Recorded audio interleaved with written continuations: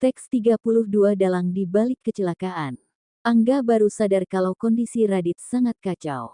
Bajunya yang penuh dengan darah Rania yang mulai mengering. Tadi karena emosi dia tidak memperhatikannya. Kemudian Angga terduduk lemas. Dia sangat takut kalau kakaknya kenapa-napa. Dia sama denganmu waktu muda Rendra. Darahnya sangat kuat, kata Wiratmaja melihat ke arah Angga. Dia masih terlalu muda tuan, tidak bisa berpikir jernih dalam bertindak, jawab Rendra. Kemudian Rendra menyuruh Angga menyalami Wiratmaja. Dia memperkenalkan Wiratmaja sebagai kakek Rania. Aku suka anak muda sepertimu. Panggil saja aku kakek sama dengan Rania memanggilku, kata Wiratmaja menepuk pundak Angga. Angga hanya mengangguk tanda mengerti. Apa kabar Rendra? Sapa Surya. Baik pak, sudah lama tidak bertemu. Anda masih sama seperti dulu, kata Rendra menyalami Surya. Kamu bisa saja. Saya sudah setua begini. Sudah tidak setampan dulu. Beda dengan Gunawan. Walau umurnya bertambah tapi masih tetap tampan seperti dulu, kelakar Surya mencairkan suasana. Anda bisa saja, jawab Rendra. Ini istrimu, tanya Surya. Dia lupa kalau Susi pernah bekerja dengan Gunawan dulunya. Iya, namanya Susi, jawab Rendra. Kemudian Susi memberi salam kepada semuanya. Mereka berbincang-bincang sambil menunggu operasi Rania. Untuk mengurangi ketegangan mereka. Kemudian Surya dan Diva pamit pulang. Sekalian mengambilkan baju ganti untuk Radit. Mereka berencana menyuruh sopir Surya mengantarkan baju ganti untuk Radit ke rumah sakit. Beberapa waktu kemudian Dimas keluar dari ruang operasi dengan wajah lelah. Radit segera menghampirinya diikuti dengan yang lain. Bagaimana operasinya Dim? Tanya Radit tidak sabaran. Iya kak, gimana hasil operasi Rania? Tanya Sisi tidak sabaran. Dimas melihat ke arah Radit dan adiknya. Operasinya lancar. Sekarang Rania masih dalam belum sadarkan diri. Tapi masa kritisnya sudah berlalu. Sebentar lagi kami akan memindahkannya ke ruang rawat. Kami harus melihat kondisinya lebih lanjut untuk memastikan tidak terjadi hal yang membahayakan, jelas Dimas. Makasih kak, kata Sisi sambil memeluk kakaknya. Dimas membalas pelukan Sisi. Dia tahu betapa berharganya Rania bagi Sisi. Iya sekarang kamu tidak usah cemas. Rania pasti akan baik-baik saja, hibur Dimas. Sisi hanya mengangguk. Makasih Dim, kata Radit. Sudah tugas saya. Kalau terjadi sesuatu sama Rania, adik saya ini tidak akan memaafkan saya, ucap Dimas tersenyum melihat Sisi. Kakak bisa saja, ucap Sisi mencubit tangan Dimas. Hanya Radit dan Davin yang tahu kalau Dimas kakaknya Sisi. Yang lain hanya bersyukur Rania dikelilingi orang-orang baik.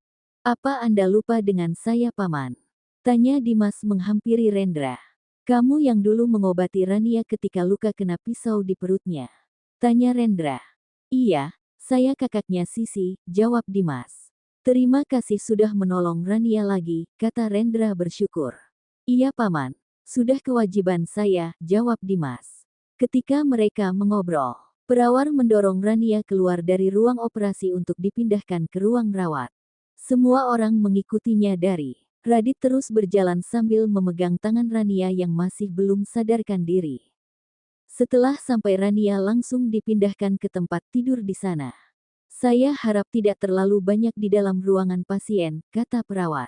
Iya, supaya tidak mengganggu istirahat Rania.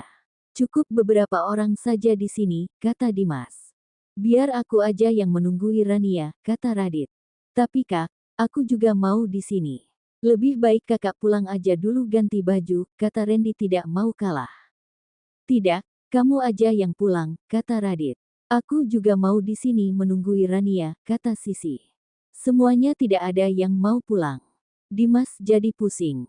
Davin kamu antar Sisi pulang.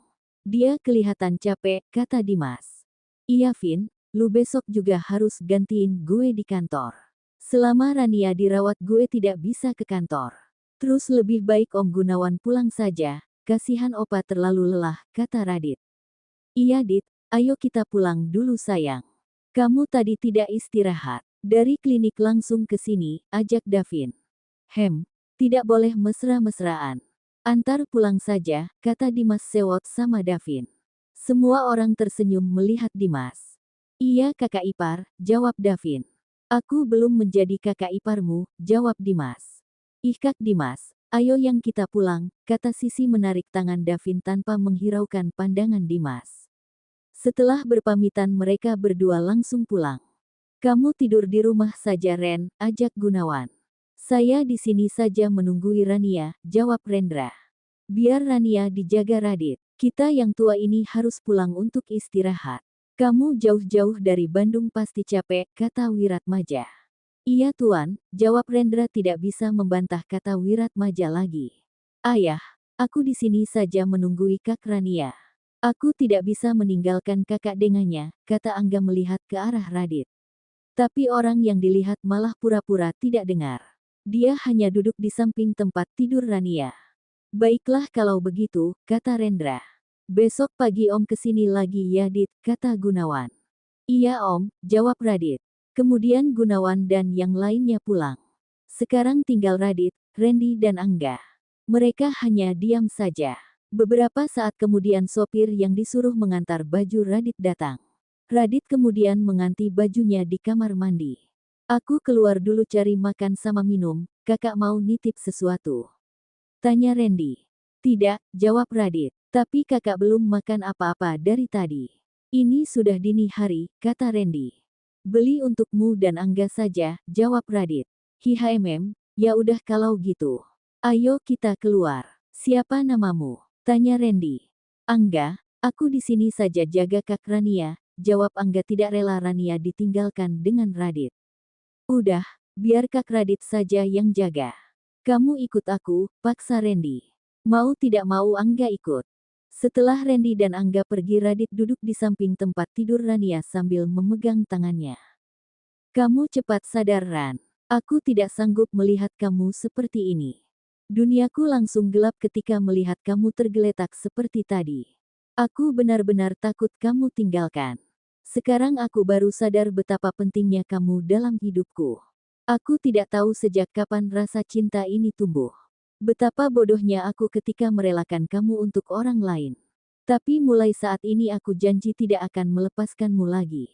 Tanpa janji perjodohan pun aku tetap akan bersamamu.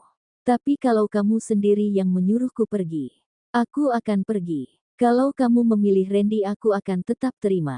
Karena kalian berdua adalah orang yang sangat berharga bagiku, ucap Radit. Tidak Kak, Rania sudah menolakku, kata Randy membuat Radit terkejut. Dia kembali karena ponselnya tertinggal. Dia tidak mencintai aku. Sekarang kakak tidak boleh lagi mengalah terhadapku, kata Randy lagi. Dia kemudian meninggalkan Radit yang masih terbengong. Radit baru ingat kalau Randy menghindari Rania selama ini karena ditolak. Tapi Radit merasa lega tidak ada lagi beban untuknya mendekati Rania. Sementara di sebuah bar Cynthia dan Bastian merayakan keberhasilannya. Dia merasa sangat senang sekali. Haha, akhirnya kita bisa menyingkirkan penghalang antara aku dan Kak Radit, ucap Cynthia sambil mengoyang-goyang gelas minumannya. Setelah ini kamu harus lebih agresif mendekati Radit. Biar kamu cepat menjadi istrinya. Dan kita bisa menguasai perusahaannya, kata Bastian tersenyum licik. Dia tidak memiliki pekerjaan tetap. Jadi dia terobsesi untuk menjadi kaya dengan memanfaatkan hubungan Cynthia dan Radit. Kamu tenang saja Yang. Aku pasti akan jadi istrinya Kak Radit, kata Cynthia sambil meminum winenya. Dia sudah setengah mabuk.